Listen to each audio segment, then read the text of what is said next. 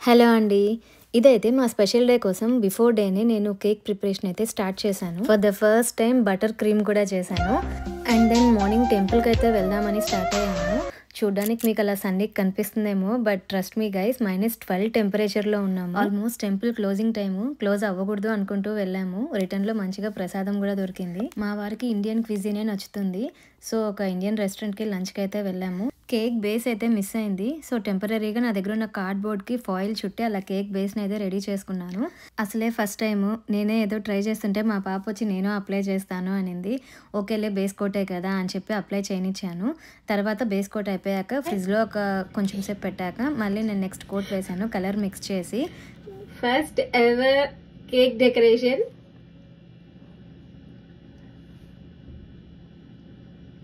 Nice.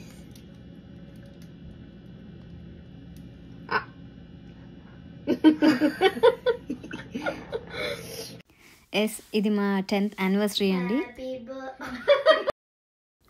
Yes we reached a decade milestone in this lovely relationship. Every year స్పెషలే కానీ ఇలాంటి mile stones ఇంకొంచెం స్పెషల్గా అనిపిస్తాయి. ఈ రిలేషన్ ఒక డిఫరెంట్ కైండ్స్ ఆఫ్ ఫ్లవర్స్ ఒకే బొకేలో పెట్టినట్లుంటుంది.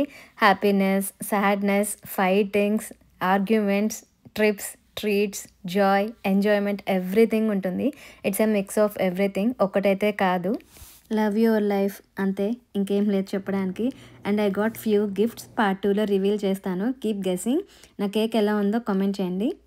ఛానల్ని సబ్స్క్రైబ్ చేసుకోవడం మర్చిపోవద్దు. Thank you.